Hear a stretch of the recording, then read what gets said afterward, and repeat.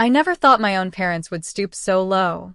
The day they abandoned my 8-year-old son Thomas at a church to teach me a lesson changed everything.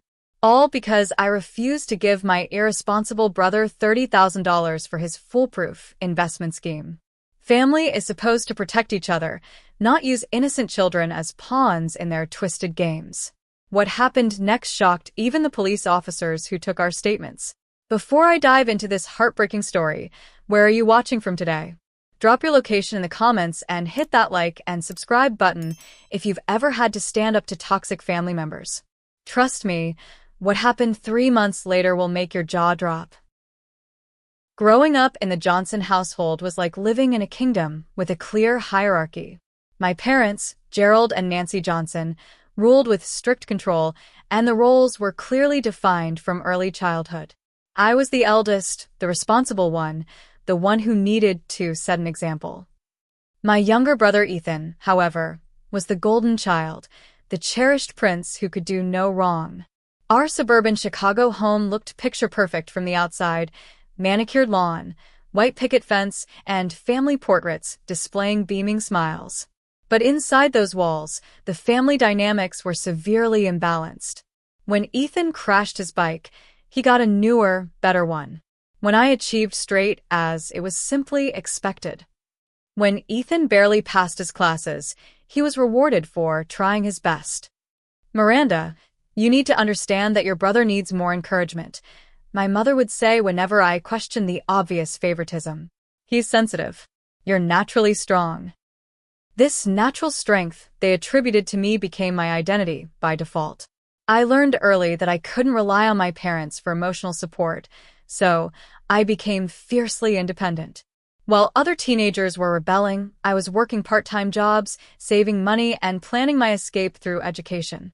By some miracle, or perhaps through sheer determination, I secured a scholarship to study graphic design at a prestigious university. My parents' reaction? "That's nice, but are you sure that's practical? Ethan is thinking about business school." Despite their lukewarm support, I thrived in college. My design portfolio won awards, and I secured internships that eventually led to job offers. Meanwhile, Ethan dropped out of 3 different colleges, each time with a different excuse, and each time bailed out financially by our parents. It was during my final year of college that I met Robert Anderson. He was studying architecture, and we met when his department collaborated with mine on a campus renovation project. Robert was everything my family wasn't: supportive, encouraging, and genuinely proud of my accomplishments. We dated for 2 years before getting married in a small ceremony that my parents attended with forced smiles and Ethan didn't show up to at all.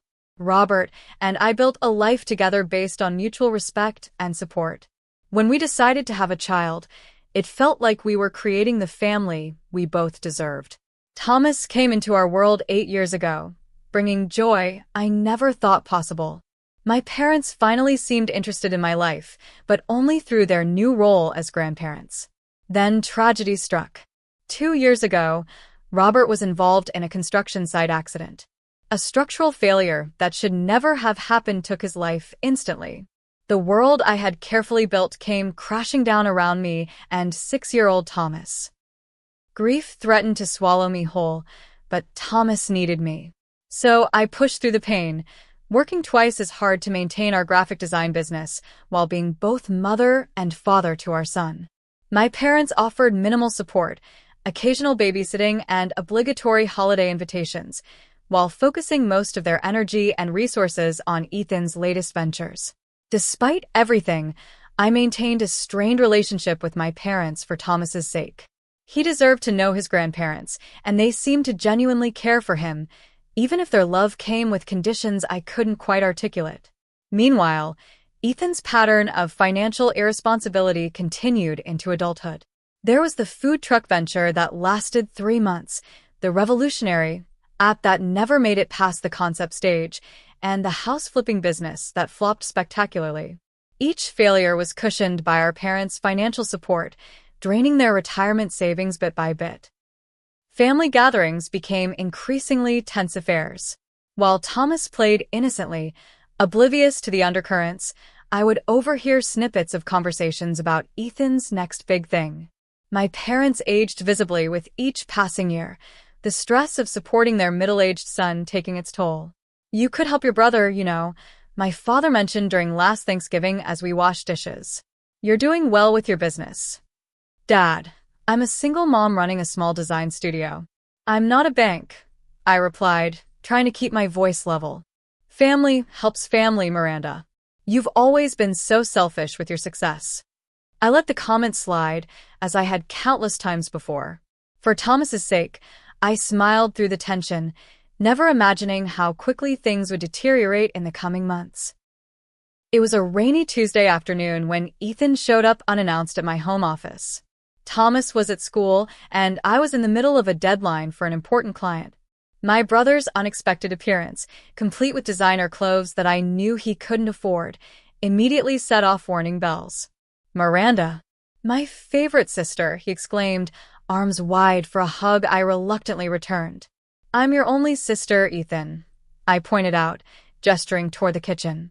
Coffee? I've got about 20 minutes before my next call. Ethan followed me, chatting about inconsequential things, the weather, a movie he'd seen, asking about Thomas, but I could sense the familiar build-up to something bigger. My brother never visited without wanting something. So, he finally said after settling at my kitchen island with a mug of coffee, I've got an amazing opportunity one wanted to share with you first, before I take it to my usual investors. I raised an eyebrow.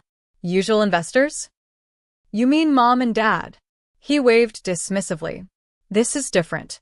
This is guaranteed success. Cryptocurrency is the future, Miranda, and I got inside information on a new coin that's about to explode in value. For the next 15 minutes, Ethan outlined what he called a once-in-a-lifetime opportunity to invest in a new cryptocurrency called Secure Coin. According to him, this revolutionary digital currency would triple in value within 6 months, possibly sooner. I just need some startup capital, he explained, sliding his phone across the counter to show me charts and projections that meant nothing to me. $30,000 should do it. I nearly choked on my coffee. $30,000? Ethan, that's insane. It's an investment, not a gift, he insisted, his tone shifting from enthusiastic to defensive. I'll pay you back with interest in 6 months. $50,000 guaranteed. And if it fails like your other ventures? I asked, already knowing the answer. His face darkened. It won't fail. I've done my research. These guys are legitimate, and they're only taking a limited number of investors. These guys? Who exactly are you working with? Ethan's vague explanation about industry experts and crypto pioneers only increased my skepticism. That evening, after he left with promises to send me more information, I did my own research. What I found confirmed my suspicions.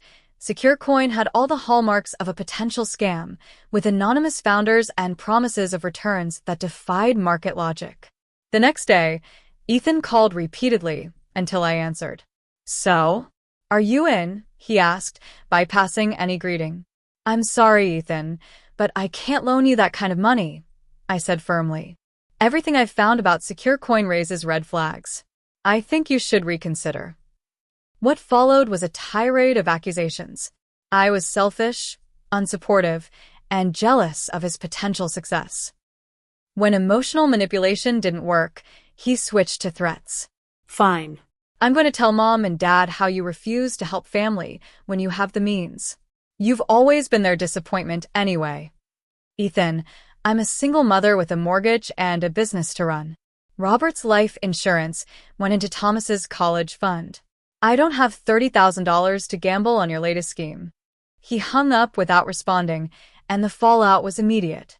My phone rang that evening. My parents, their voices heavy with disappointment. Miranda, how could you refuse to help your brother? My mother began without preamble. Mom, it's a questionable investment at best, a scam at worst. I'm trying to protect him and you. We've always known you were jealous of Ethan, my father interjected. But to sabotage his chance at success? That's a new low.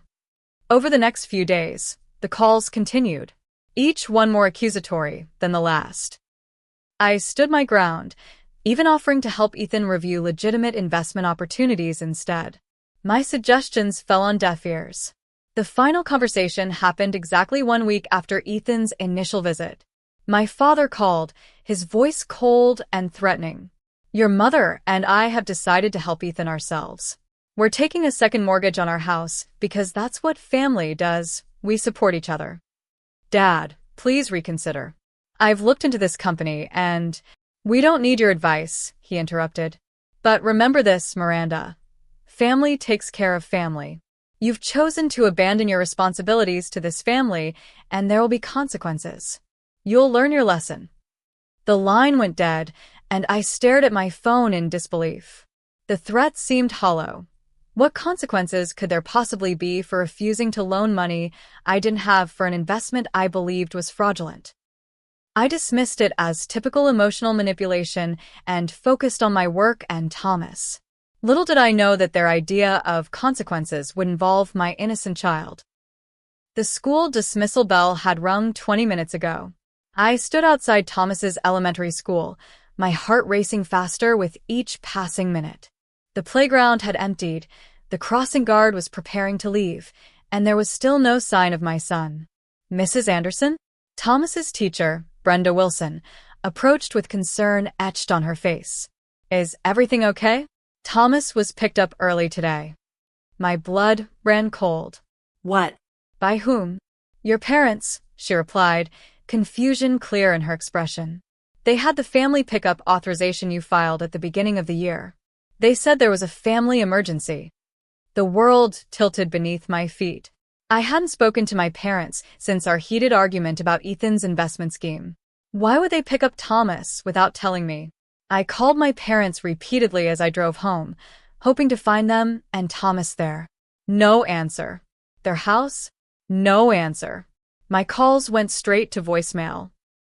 Panic rising, I called everyone I could think of, neighbors, family, friends, even Ethan, who also didn't pick up. By evening, I had organized a search with neighbors, called hospitals, and was preparing to contact the police when my phone rang with an unfamiliar number. Hello, is this Miranda Anderson? A man's voice asked. Yes, who's this? This is Father Michael from St. Augustine Church. I believe I have your son here. The 15-minute drive to the church was the longest of my life. Racing through the doors, I found Thomas sitting in a small office, a kind-looking priest beside him, and a female church volunteer providing him with hot chocolate. Mommy, Thomas cried, running into my arms. I held him tight, tears streaming down my face. Are you hurt? Are you okay? I asked, checking him over frantically. I'm okay, he whispered. But Grandma and Grandpa said you didn't want me anymore. They said you chose money over family, and that I had to stay here until you learned your lesson. Father Michael gently explained that my parents had left Thomas at the church steps with a backpack containing a change of clothes and a note explaining he was temporarily in need of shelter while his mother sorted out her priorities. The priest had found the situation suspicious and managed to get my contact information from Thomas. The police arrived shortly after, taking statements from all of us. Officer Diana Murray was especially gentle with Thomas, but her eyes hardened when I explained the background situation with my brother's loan request and my parents' subsequent threat. So they essentially kidnapped your son from school and abandoned him at a church as retaliation for not giving your brother money, she clarified, her pen pausing over her notepad. When she put it that way, the reality of what my parents had done hit me full force. It wasn't just a family disagreement anymore. It was a criminal act involving an innocent child. That night, after the police left with promises to follow up with my parents, Thomas and I sat in his bed surrounded by his favorite stuffed animals. He seemed physically fine but confused and shaken. Mommy, why did Grandma and Grandpa leave me? Did I do something wrong? No, baby, absolutely not, I assured him, stroking his hair. Grandma and Grandpa made a very, very bad choice. They're confused about some grown-up things, but none of this is your fault. Are they going to jail? He asked, wide-eyed. I hesitated, not knowing how to answer. I don't know. But what I do know is that you're safe now, and I won't let anyone take you away again. Despite my reassurances, Thomas woke screaming 3 times that night, terrified of being abandoned again. I lay beside him, my anger growing with each nightmare. How dare they use my child as a pawn in their twisted game? The next morning brought a flurry of activity. A social worker named Rebecca Martinez arrived to interview Thomas and assess his well-being. She was professional but compassionate, explaining that child services needed to ensure Thomas was safe and properly cared for. "We understand you're the victim here, Mrs. Anderson," she assured me. "But we have protocols for any case involving child abandonment." Meanwhile, calls and texts flooded in from family members, not with support, but with accusations. Somehow, my parents had spun a narrative in which I had refused to help the family in crisis, and they had merely been watching Thomas while I sorted myself out. The truth was being buried under a mountain of family politics. My best friend Alicia Thompson arrived without being asked, bringing groceries and offering to help with Thomas, while I dealt with the authorities. "This is insane, Miranda," she said as she made us lunch. "Have your parents lost their minds?" "Apparently," I replied, scrolling through my phone to discover I'd been blocked by my parents, Ethan, and several extended family members on all social media platforms. "They've completely cut me off and are spreading who knows what lies about me. What can I do to help?" Alicia asked. "Just being here helps," I told her honestly. "I need to find a lawyer and probably a therapist for Thomas. And myself." By the week's end, I had secured the services of attorney Patricia Hernandez, who specialized in family law, and had scheduled appointments for Thomas with Dr. Wesley Bennett, a child psychologist recommended by the school counselor. The financial strain was immediate. Legal fees, therapy costs, and reduced work hours as I focused on Thomas's well-being quickly depleted my emergency savings. But the emotional cost was even higher. Thomas had become clingy and anxious, afraid to go to school or let me out of his sight. One unexpected bright spot emerged from the darkness. Thomas's school community rallied around us. His teacher organized a meal train, the principal implemented additional security measures for pickup, and parents I barely knew offered playdates and support. Similarly, my clients showed remarkable understanding. When I explained I needed flexible deadlines due to a family emergency, most responded with compassion rather than frustration. "Take care of your boy," my largest client wrote. "The work can wait." As the initial shock began to fade, the painful reality set in. My parents, the people who should have been our strongest supporters, had committed an unforgivable act. They had traumatized their own grandson to punish me for not funding Ethan's scheme. And I was left wondering, how do you explain to an 8-year-old that sometimes the people who are supposed to love you the most are the ones who hurt you the deepest? The courthouse loomed large and imposing as I clutched Thomas's therapy appointment card in my hand.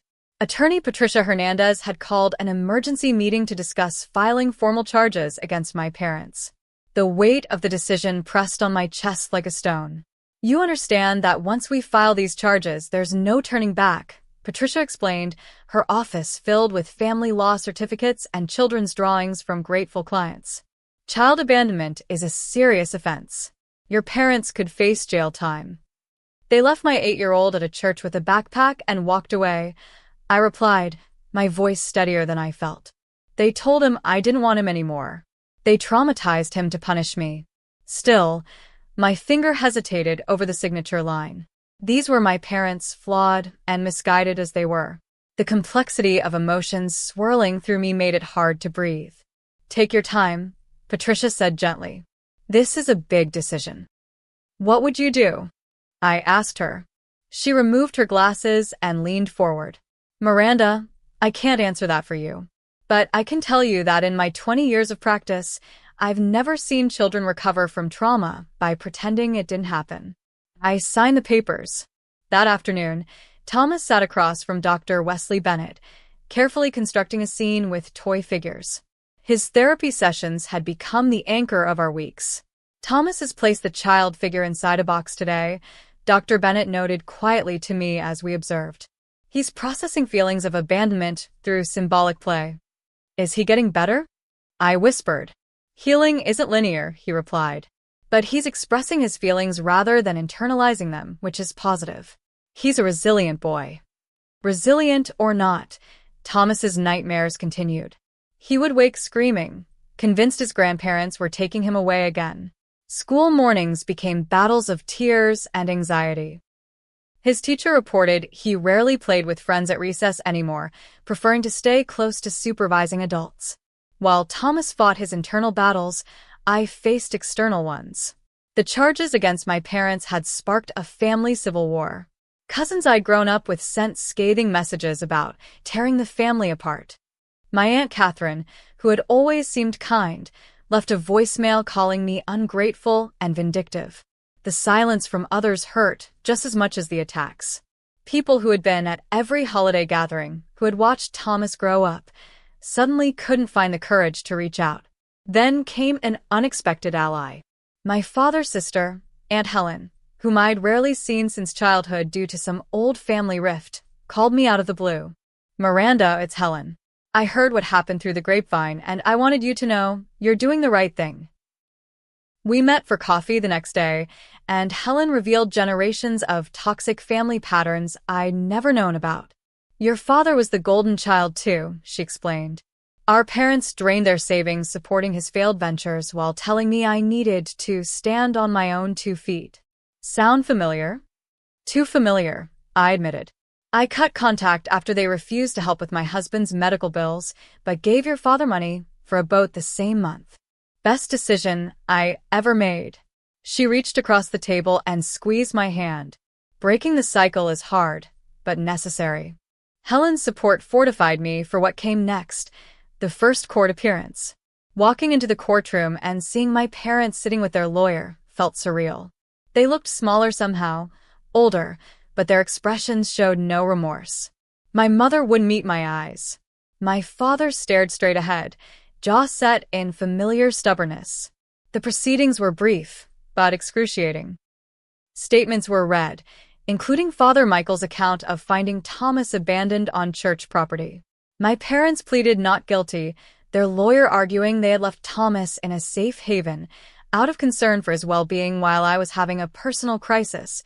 A complete fabrication. Outside the courthouse, Ethan ambushed me in the parking lot. "You happy now?" he snarled, blocking my path to the car where Alicia waited with Thomas. "Mom and Dad could go to jail because you're too selfish to help family. They kidnapped and abandoned my son, Ethan." I shot back. "Don't you dare make this about money. They mortgaged their house for me because you wouldn't help," he continued, his face flushed with anger. "Now they might lose everything. That was their choice. Using Thomas as a pawn was their choice too." Ethan's expression shifted from anger to something uglier. "You always thought you were better than us. Well, enjoy your precious moral high ground while Mom and Dad lose their home." The revelation that my parents had actually gone through with mortgaging their house hit me harder than I expected. Despite everything, I couldn't take satisfaction in their financial troubles. But I also couldn't accept responsibility for decisions they'd made as adults. As the weeks passed, the legal process ground slowly forward while our healing seemed stuck in place. Thomas's birthday came and went without a card or call from his grandparents. The silence was deafening, and explaining it to him broke my heart all over again. "Sometimes people we love make choices that hurt us," I tried to explain as we shared birthday cake. "It doesn't mean we did anything wrong." "Will they ever love me again?" he asked, his small voice steady, but his eyes betraying his pain. "They do love you," I assured him, though I wasn't entirely convinced. "They just don't know how to show it the right way." The stress took its toll on all aspects of our lives. Anonymous calls in the middle of the night.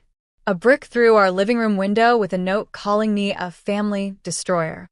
The school reporting a strange man asking questions about Thomas's schedule, leading me to install an expensive security system I couldn't really afford. Through it all, Dr. Bennett's words became my mantra. "You're not responsible for other people's actions, only your response to them." My response was to create as much stability for Thomas as possible while trying to rebuild my own sense of security. I considered moving to a new neighborhood, perhaps even a new city, but Thomas had already lost so much. Uprooting him from his school and the few supportive relationships we had seemed cruel. Instead, I focused on redefining family for both of us. Family isn't always blood, I told Thomas one night as we made picture frames for photos of Alicia and her husband, who had been there for us unfailingly. Sometimes family is the people who show up when things are hard. As the 3-month mark of the abandonment approached, I felt a shift within myself. The initial shock and betrayal had hardened into something more resolute, a determination to protect my son and myself from toxic relationships, regardless of blood ties. I was no longer waiting for my parents to recognize their wrong and make amends. I was moving forward without them. It was a painful liberation, this acknowledgement that family could be both your greatest wound and your deepest loss. But somewhere in that pain, I found clarity. Thomas deserved better than conditional love. And so did I.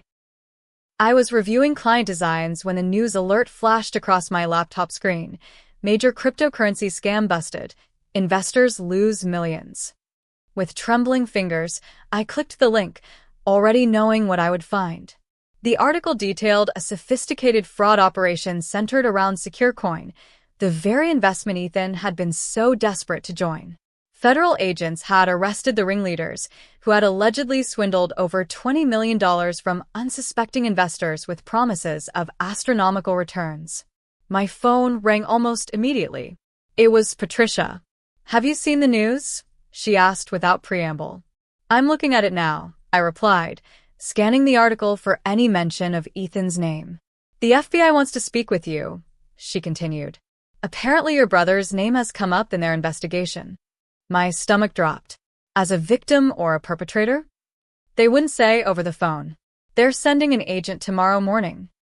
The next day, Agent Marcus Reynolds sat at my kitchen table, his manner professional but not unkind. "To be clear, Mrs. Anderson, we're investigating the activities of SecureCoin's operators. Your brother, Ethan Johnson, appears to have been a mid-level recruiter bringing in new investors for a commission." The realization hit me like a physical blow.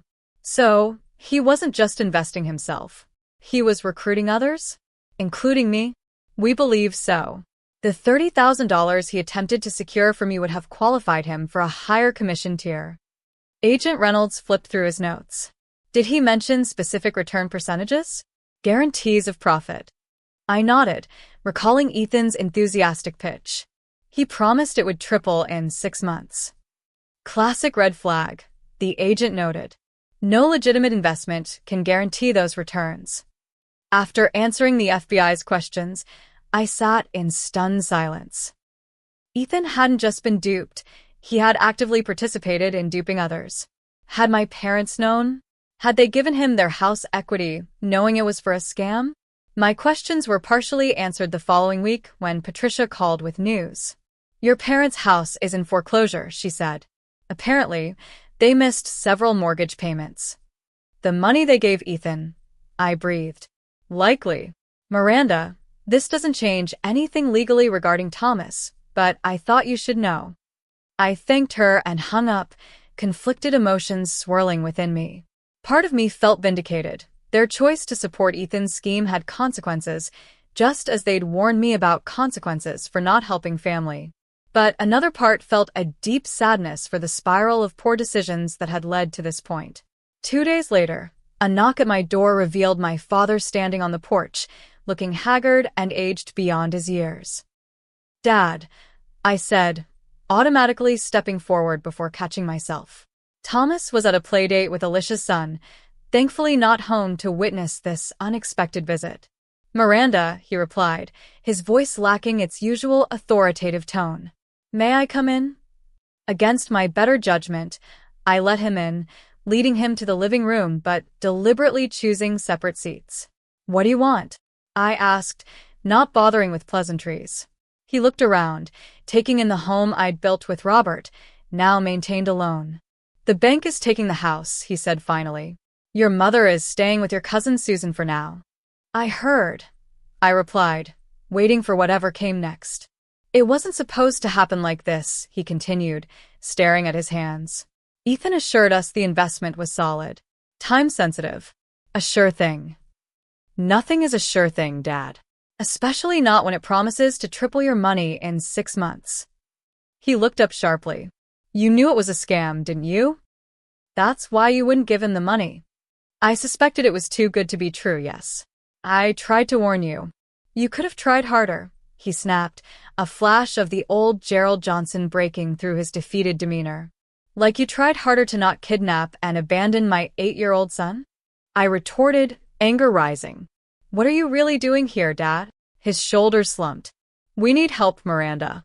Your mother and we don't have anywhere to go. The audacity of the request left me momentarily speechless. After everything they'd done, they expected me to take them in? You left my son, your grandson, alone at a church. You told him I didn't want him anymore. He still has nightmares. And now you want my help. We made a mistake, he admitted, though his tone suggested he considered it a minor error in judgment rather than a traumatic act of cruelty. We were desperate. Ethan convinced us his opportunity would solve everything if we just invested enough. A mistake, I echoed incredulously. A mistake is forgetting to pick someone up. A mistake is burning dinner. What you did was calculated emotional abuse of an innocent child. We're still your parents, Miranda, he said, his voice hardening. After everything we've done for you. Done for me? I interrupted. What exactly have you done for me that wasn't also done twice over for Ethan? When Robert died, you babysat Thomas twice. Twice, Dad. I was a widowed mother trying to keep a business afloat, and you were too busy funding Ethan's food truck to help. The front door opened and Thomas's voice called out, Mom, I'm home. Before he appeared in the living room doorway with Alicia behind him, her expression changing from cheerful to concerned as she assessed the situation. Thomas froze when he saw his grandfather, his small body tensing visibly. Grandpa. The fear in my son's voice crystallized everything for me. Dad, you need to leave. Now. Thomas, come give your grandpa a hug, my father said, ignoring me completely. Thomas backed away, moving closer to Alicia. No thank you, he whispered. My father's face darkened. See what you've done? Turned him against his family. Alicia, could you take Thomas to his room for a minute? I asked, my voice deadly calm. Once they were gone, I turned back to my father. You did this. Not me. You destroyed his trust when you abandoned him. And now you have the nerve to blame me?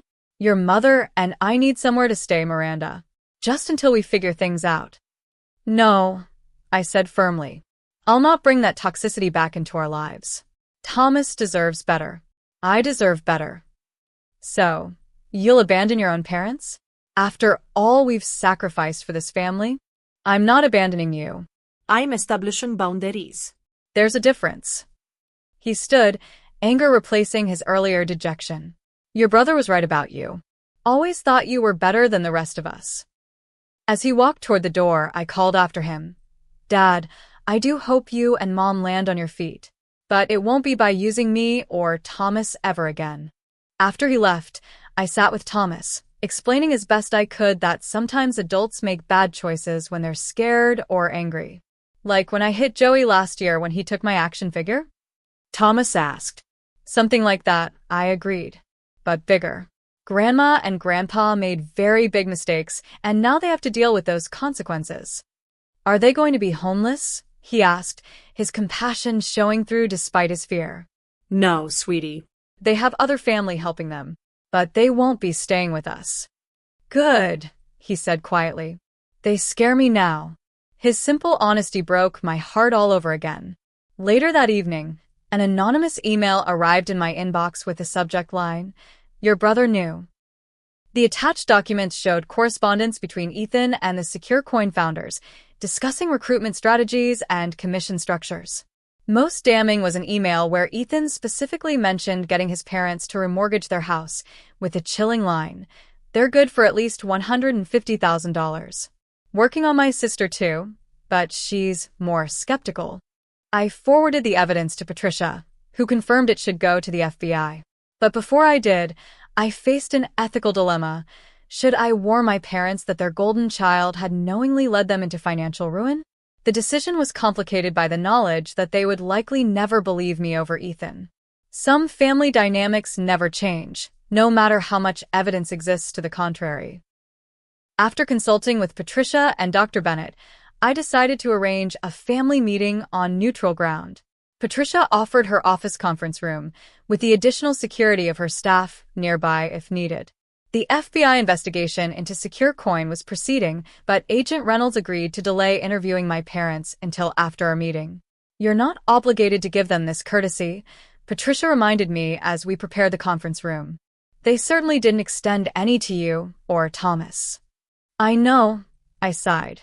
"But I need to do this my way. I need to look them in the eyes when they learn what Ethan did."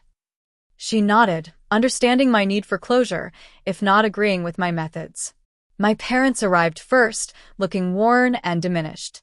My mother, Nancy, usually impeccably presented, wore mismatched earrings and hadn't styled her hair. My father's defiance from our last encounter had faded into something closer to resignation. Ethan arrived last, striding in with unearned confidence, designer sunglasses perched on his head despite the overcast day. His smile faltered when he saw Patricia sitting beside me. "What's this, an intervention?" he joked weakly, taking the seat farthest from me. "Something like that," I replied coolly. "Thank you all for coming." "Can we make this quick?" Ethan asked, checking his watch. "I have a meeting with investors later." The irony wasn't lost on any of us. "More cryptocurrency investors?"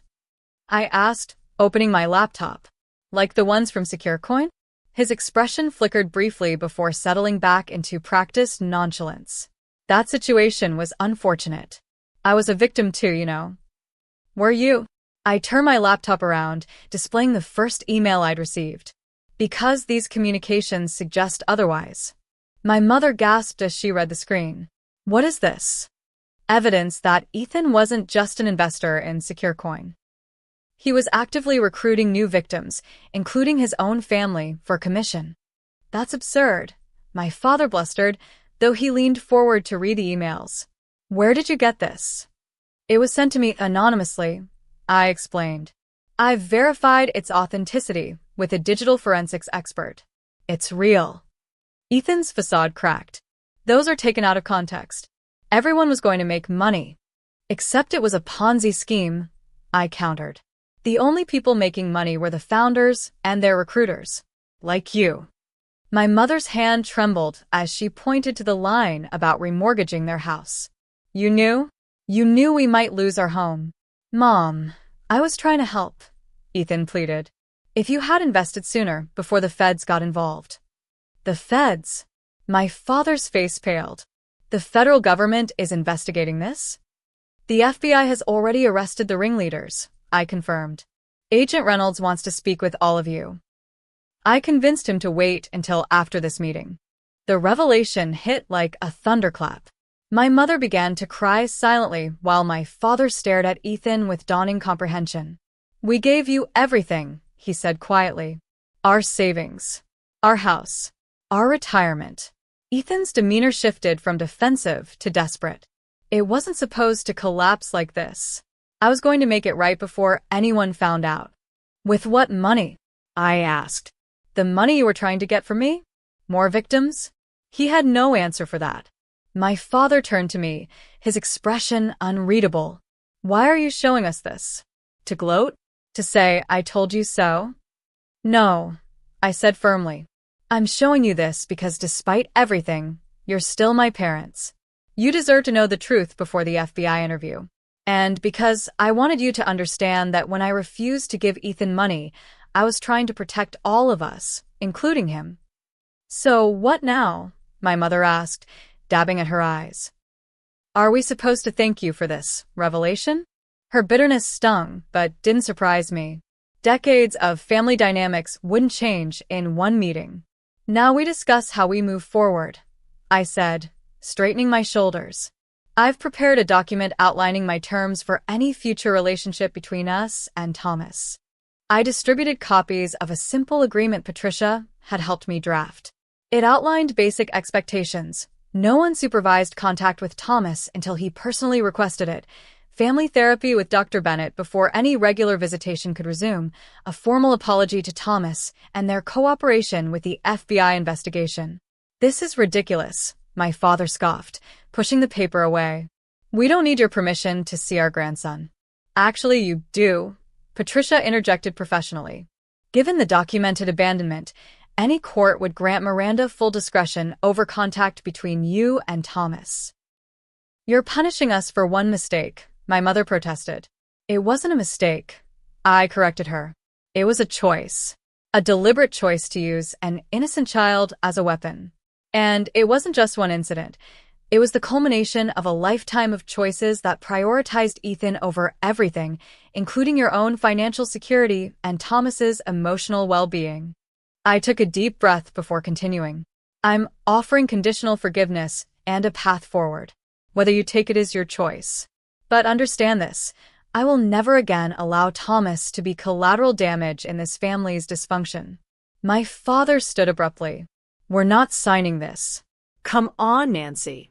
My mother hesitated, looking between my father and me, before slowly rising to follow him. The FBI will be in touch. I called after them as they left. Whether you cooperate or not is your choice, but it will affect the outcome. Ethan remained seated, staring at the damning emails still displayed on my laptop. You could have deleted these, he said quietly. Protected me. Like you protected our parents? Or me? Or Thomas? He flinched. I messed up. I got in over my head with gambling debts. Secure coins seemed like a way out. His admission surprised me. Gambling. Started in college. Got worse after each failed business. The more I lost, the more desperate I got. He rubbed his face tiredly. I never meant for it to go this far. But it did, Ethan. And now we're all paying the price. He nodded, the bravado finally completely gone. What happens now? With the FBI? I don't know, I answered honestly. That depends on what you tell them, how cooperative you are, and what evidence they already have against you. And us? You and me? I considered the question carefully. I can't have you in my life right now, Ethan. Maybe not ever. But I'll help you get treatment for your gambling addiction if you want it. That's all I can offer. He seemed about to argue, then deflated. I'd like that. The treatment, I mean. As he stood to leave, there was a commotion in the hallway. Agent Reynolds appeared at the door with two other agents. Ethan Johnson, he asked formally. Ethan nodded, resignation washing over his features. We have some questions regarding your involvement with secure coin operations. Would you mind coming with us? I watched as my brother was escorted out, not in handcuffs, but clearly not free to refuse. The last glimpse I had of him was a backward glance, part apology, part accusation, before the door closed behind him. Patricia placed a hand on my shoulder. You did what you had to do. For Thomas and yourself. I nodded, emotions too complex to name swirling within me. It wasn't victory I felt, or even vindication. It was something closer to grief, mourning the family I thought I had, while accepting the reality of the one I actually did. 6 months after the confrontation at Patricia's office, Thomas and I stood in the living room of our new home, surrounded by half-unpacked boxes and the promise of fresh starts. We hadn't moved far, just enough to feel like a new chapter while keeping Thomas at the same school with his supportive friends and teachers. Can I put my space posters up in my new room? Thomas asked, already looking more relaxed than he had in months. Absolutely, I smiled. And maybe we can add some new ones too. The decision to move had come after Ethan's legal troubles finalized. He had avoided jail time by cooperating fully with the investigation, but received 5 years of probation, mandatory gambling addiction treatment, and substantial community service hours. My parents had lost their house but managed to secure a small apartment with help from my cousin Susan. As for their relationship with Thomas and me, progress had been glacially slow. They had refused the family therapy sessions initially, still maintaining they had done nothing truly wrong. But as Ethan's legal situation unfolded and the full extent of the secure coin scam became public, their position became increasingly difficult to defend. 3 months after our confrontation, my mother had reached out hesitantly, asking if she could send Thomas a birthday card. It was a small step, but significant.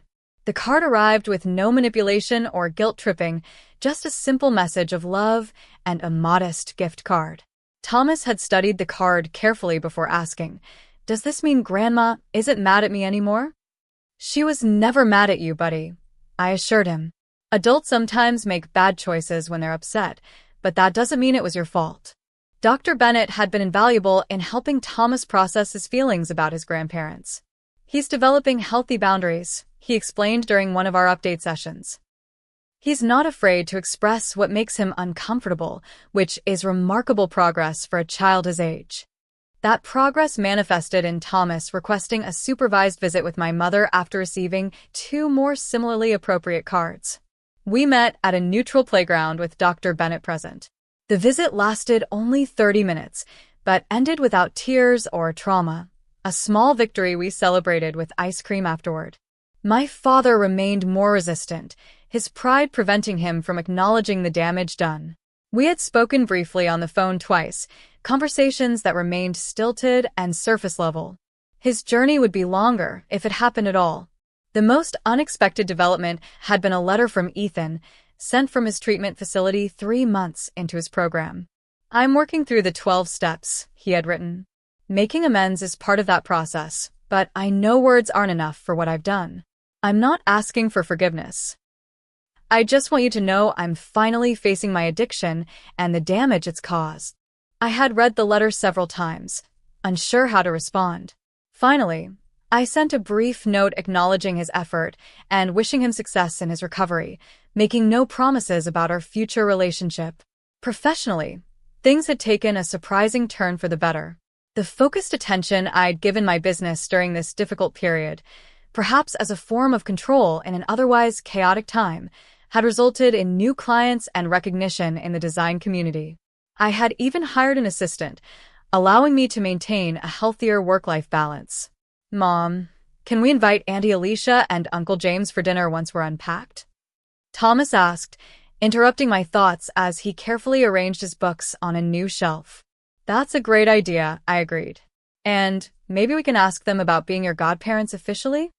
His face lit up. Really? That would be awesome. The suggestion wasn't spontaneous.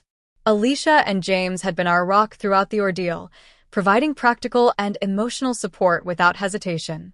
When I tentatively broached the subject of making them Thomas's legal guardians in case anything happened to me, they had accepted with tears and hugs. Family isn't just blood, Alicia had reminded me, echoing my own words to Thomas.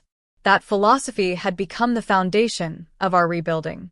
We had created new traditions, Sunday game nights with friends, monthly community volunteer days, and quarterly adventure weekends, where we explored something new together. As evening fell on our first night in the new house, Thomas and I sat on the back porch, watching fireflies emerge in the twilight. Mom, do you think people can change? He asked suddenly. I replied carefully. But it takes time and real effort. Why do you ask? I was thinking about Grandma and Grandpa, and Uncle Ethan. Do you think they'll change? I wrapped an arm around his shoulders. I hope so, buddy. But the important thing is that we've changed. We're stronger now, and we know how to protect ourselves better. And we have our chosen family, he added, using the term Dr. Bennett had introduced. Exactly. People who love us for exactly who we are, not what we can do for them. As Thomas drifted off to sleep that night in his new room, surrounded by half-unpacked boxes and space posters, I reflected on our journey. The past 9 months had been the most challenging of my life, but also the most clarifying. I had learned that standing firm in the face of manipulation wasn't selfish. It was necessary. That boundaries weren't punishments, but protections.